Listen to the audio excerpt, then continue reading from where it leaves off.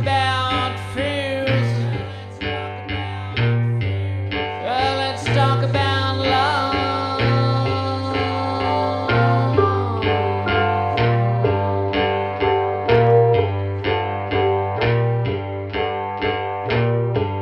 Yeah, I got fears,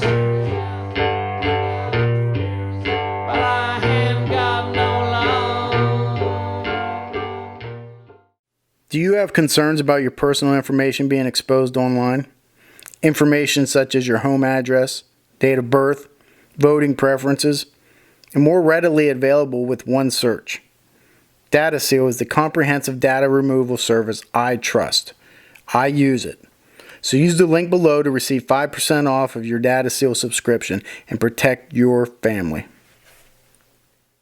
Alright, now here's a question that I got from the Tiffany Valiante case. What about the bottoms of her feet? I swear I heard they were clean. How would she have gotten there barefoot? I don't know if I heard that they were clean.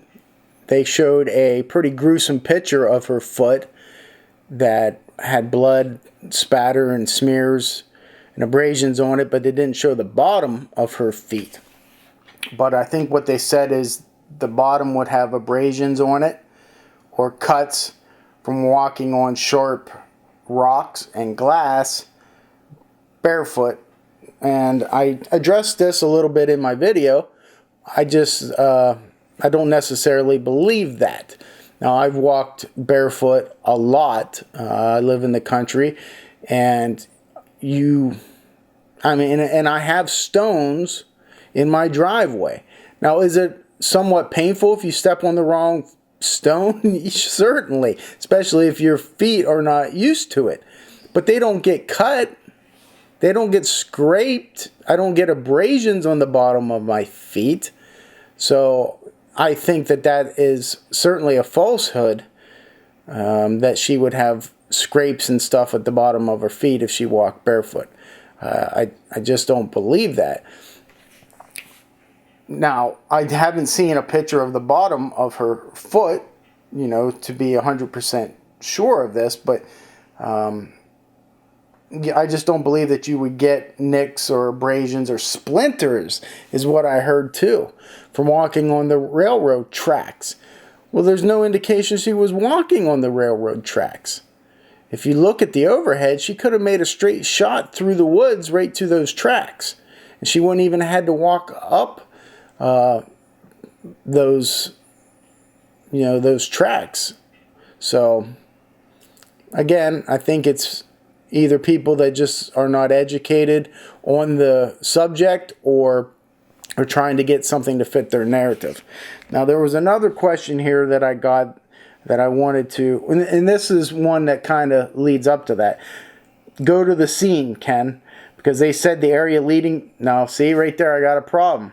Right there. Because they said. It's not about what they said. Okay? Those people are trying to fit a narrative. I've been around railroad tracks. I know what type of rocks are used. They're not going to cut your feet. And it also said they even took the car, drove the area, and you can see bumps up and down, motion on the car. So what? What's that mean? That just means that it's not level. It's like any mountain road that you drive on, it's bumpy. That has no indication of what is going to be on the bottom of her feet whatsoever. Ken, the only way she gets cut like that is lying down. Or how do you know? Cut like what? Have you seen the autopsy reports or the autopsy photos? You don't know how she was cut.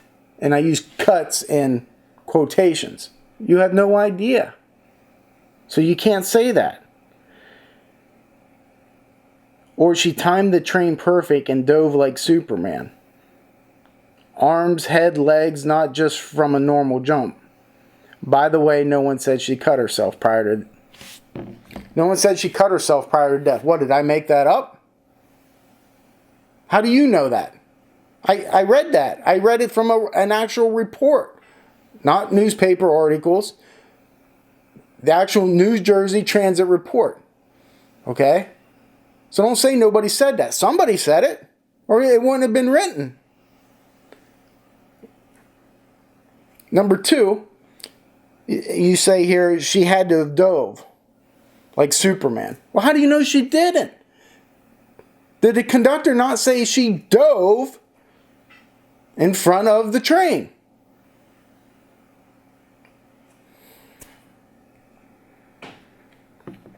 All right, here's another one. It goes back to the same thing. What sticks with me is her shoes being found in the woods near the road months later, yet her feet show no signs of walking barefoot. That's not true. What are the signs of walking barefoot? I'd like to know that. It's not abrasions. It's not cuts. I'll go out right now and walk a mile around my property line here in the woods, and I'll come back. I should do that and show you my feet and show you that they're not going to have abrasions. They're not going to have splinters. They're not going to have cuts on the bottom of my feet. So that myth is dispelled, no matter what you think. That's the problem here. You have to have open, unbiased eyes when you look at a case. Okay? Last one. This is off of our Instagram at Unsolved No More. There is way more to this case than you mentioned. Have you looked at the petition and legal documents? Well, yes, I have. That's where I got all of my information from. Even though it was biased, I could tell because the lawyer wrote it, but I also looked at the medical examiner, retired, who also did a report on it. So yes, I looked at those. What do you think, that I just make this stuff up out of the air? Just watch the Netflix documentary and then talk about it? Because that was certainly skewed. It didn't bring up the stealing of the card. It didn't bring up the past incident of stealing money from the parents. So yes. So when you say something like that, it's very condescending to me. There's way more than you mentioned. Have you looked at, and maybe that's just the way I take it. But yeah, of course I looked at those things. And what more is there? Okay? The evidence to me points to her taking her own life.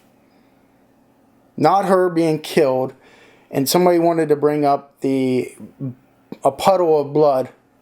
I didn't see a puddle of blood. I've seen where a concentration of blood was in one area. Don't you think that's where the impact was?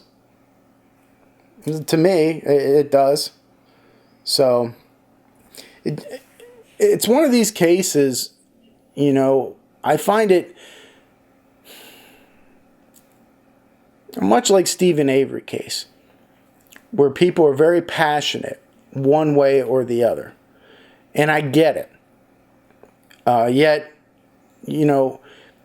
I think you really need to look at a case with an unbiased set of eyes, look at the totality of the evidence, and see where it lands.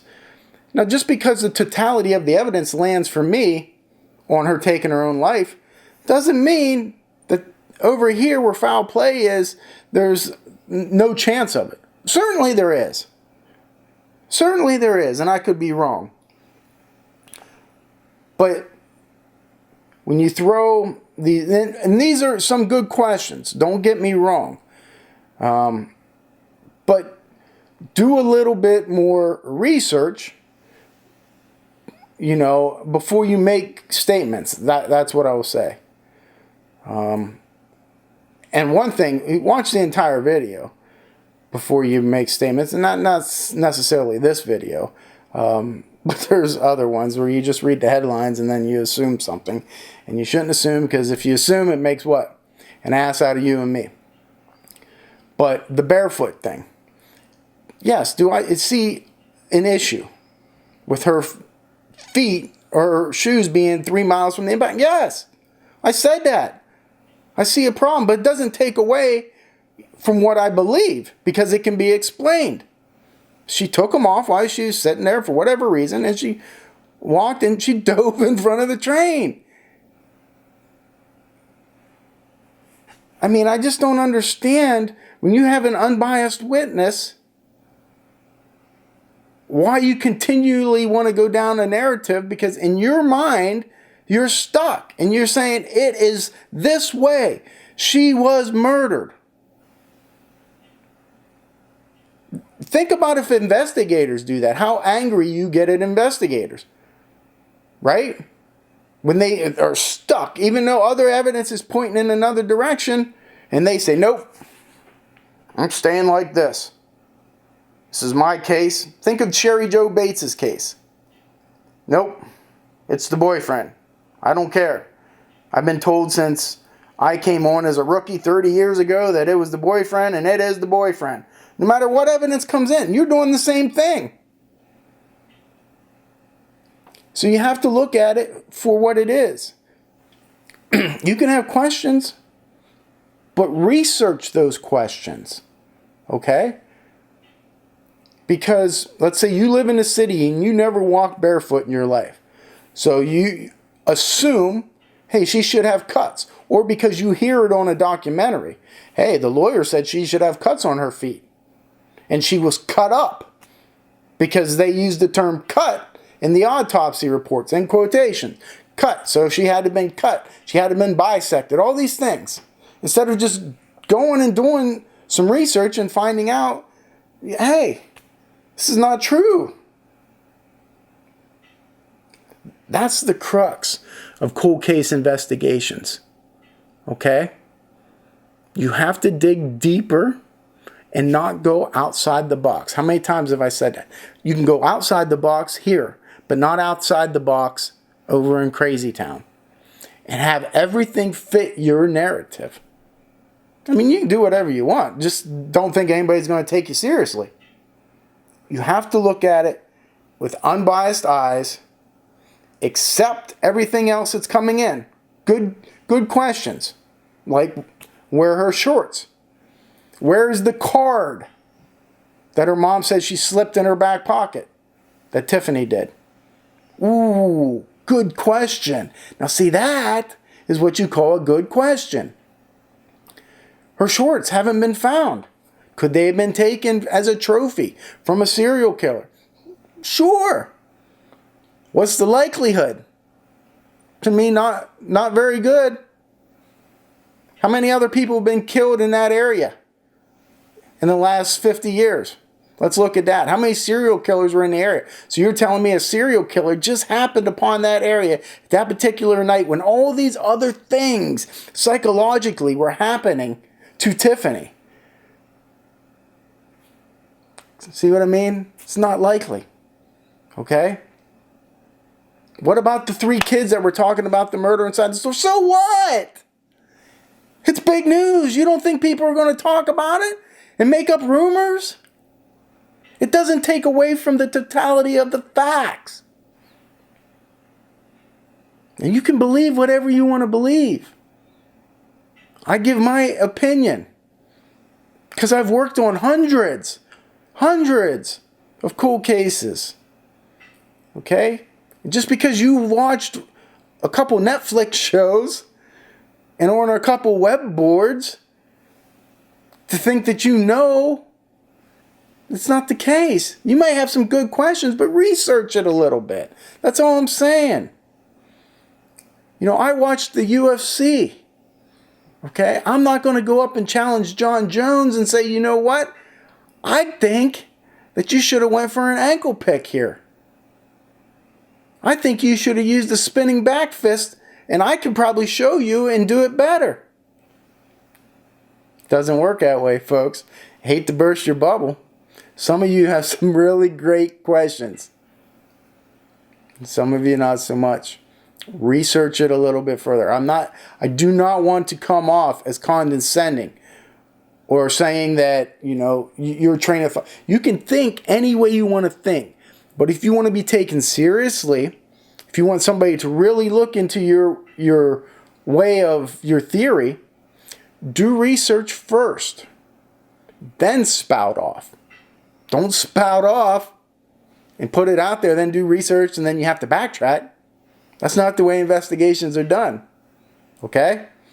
My opinion on Tiffany Valiante. Sad, horrible case. Again, I understand where the parents are coming from. But I've seen that in so many parents. So many that do not want to believe and have questions. And you can turn any case you want from foul play or from taking their own life to foul play. Just about anyone you want. Somebody's found hanging. I had a case where a senator hired me, okay, to look at his daughter's suicide. And guess what? That's exactly what it was. He thought it was foul play. He thought it was the husband. Within the first half an hour looking at the case, there was no doubt about it. He did not want to accept that. And I get it. I get it. I don't bash him. There's no reason. They've gone through enough. This family, Tiffany's family's gone through enough. I get it. Doesn't mean I buy into what they're putting out. But I get it. And I respect them. And I have empathy for them. But I'm not going to make up asinine theories to make it fit, a narrative. I'm just not going to do that. Again, it has to always be about the truth. Not about the defense, not about the prosecution. It has to be about the truth. That's all I got to say about it. Thanks for the good questions. Mains out. But I